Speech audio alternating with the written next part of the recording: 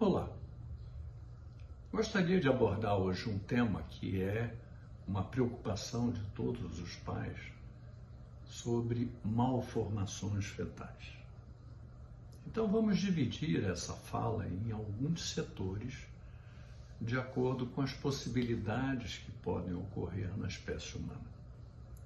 A primeira delas seria a alteração numérica dos cromossomos, ou seja, excessos de cromossomos ou falta de cromossomos em que o indivíduo pode portar. A doença mais comum é a síndrome de Down, em que o indivíduo tem 3 cromossomos 21. Existem síndromes que são compatíveis com a vida em que falta um cromossomo sexual, chamado de síndrome de Turner. Eu sei que o tema é muito específico, mas essas alterações, na maioria das vezes, têm uma influência da idade da mulher. Nós temos hoje na nossa retaguarda a possibilidade desses diagnósticos serem dados pelo exame genético do embrião. E com isso excluímos a possibilidade de uma doença que possa chegar ao nascimento.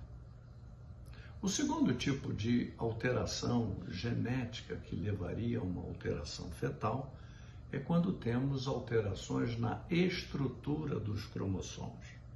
Um pedaço de um cromossomo vai estar situado em outro cromossomo. Isso nós chamamos de translocações. Uma grande parte delas são chamadas equilibradas. Então o indivíduo tem todas as informações, mas elas estão meio desarrumadas. Para ele, isso não traz nenhum problema, porque ele tem as informações genéticas, apesar de em locais diferentes. O problema é quando ele transmite isso para o espermatozoide, para o óvulo, pode haver um desbalanço do número de genes, causando situações que não vão engravidar, podem engravidar e abortar, ou podem ter alterações que cheguem ao nascimento. Então, para isso, nós temos também exames genéticos no embrião que vão detectar essa alteração. Essa alteração é vista por um exame de sangue muito simples, que é o cariótipo, que vai mostrar a estrutura dos cromossomos. O terceiro tipo são as doenças familiares. Vocês vão lembrar das doenças recessivas e dominantes, ou seja, um indivíduo que não tem a doença pode ter o traço de uma doença recessiva que não vai aparecer nele mesmo. Se ele se une com um parceiro que tenha a mesma alteração, aí sim haverá 25% de chance de essa alteração genética aparecer no bebê. E as alterações dominantes, ele já traz a doença com ele, nós já sabemos que ele tem, porque durante a vida deve ter feito testes para o diagnóstico, e aí nós vamos também, pelo exame genético do embrião, poder excluir aquele embrião que herdou o gene alterado. O quarto tipo de alteração é quando nós temos o que chamamos de novo. Não é que aconteceu de novo, é uma mutação que aconteceu naquele bebê, naquela formação genética. Não vamos conseguir dar um diagnóstico a não ser que durante a vida apresente a tal alteração, provocando determinada doença. O quinto tipo de malformação, aí já é durante a gravidez. São as alterações chamadas morfológicas. Todos conhecemos que lá pela 22ª semana de gestação, a mulher faz o exame de ultrassom morfológico.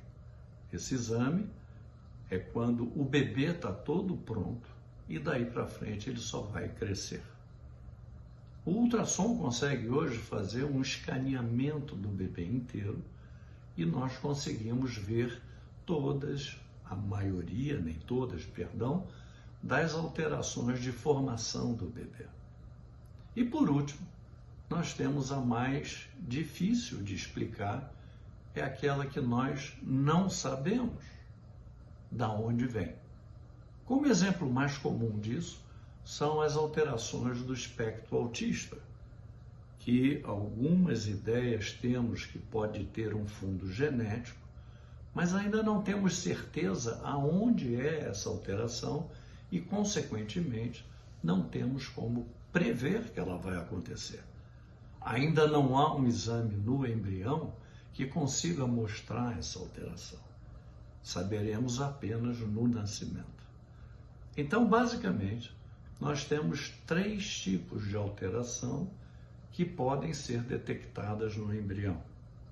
As alterações de novo não temos como saber, as morfológicas dependem do crescimento do bebê intraútero e, finalmente, aquelas que nós não temos ainda a base para conhecer por que elas aparecem.